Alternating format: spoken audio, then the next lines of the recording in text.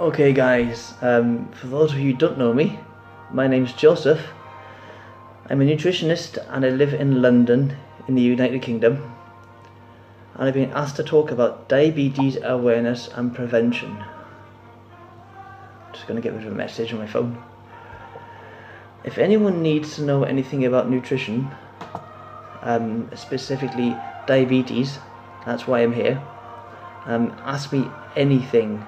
And obviously, when we're talking about diabetes, you've got children as type 1, children as type 2, and adult onset type 2, which can go from type 1 to type 2. Now, before we go any further, I'm just going to go and get a book just to make sure I've got a bit of extra help with myself. Do we want to do it?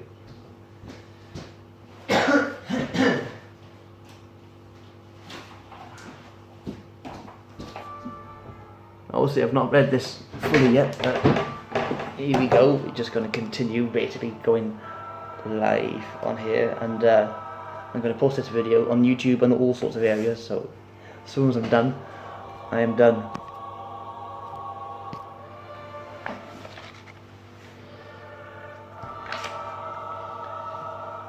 We're going to look at a diabetic diet. Now I'm going to read, so basically, bear with me.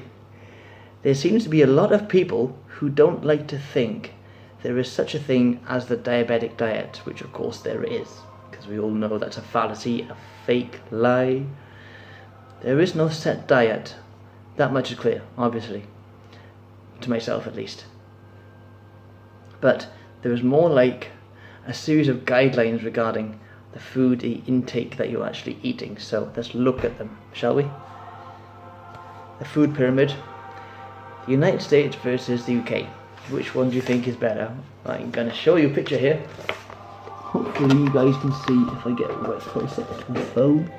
You can see that in all its entirety in Technicolor, black and white even.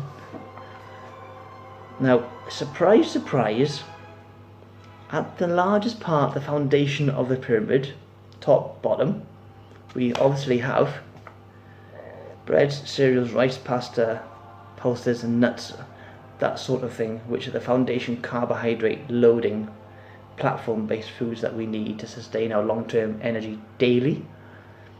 When it comes to the vegetable groups, the next part of the pyramid up, so we're getting narrower, you've got your 3 to 5 servings of fruits and vegetables and portions of that sort of thing per day, including beetroots, all your root vegetables, your fruits from the ground up, cherry tomatoes, all that sort of thing, avocados, pineapples that hang in certain climates, which we know obviously benefit people because of the B vitamins, mineral content, the iron, folate that helps with pregnancy, that sort of thing. The milk, yogurt, cheese, dairy groups, basically dairy and sort of that kind of type of food.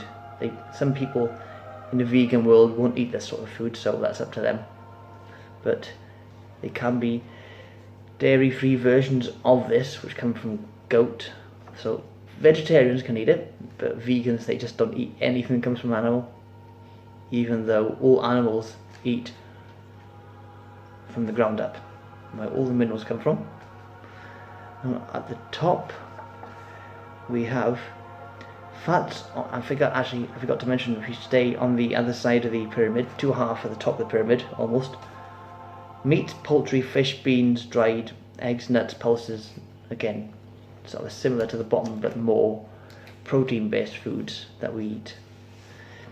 Fats, oils and sweets are to be used very sparingly. Basically treats, 2 or 3 cheat meals a week.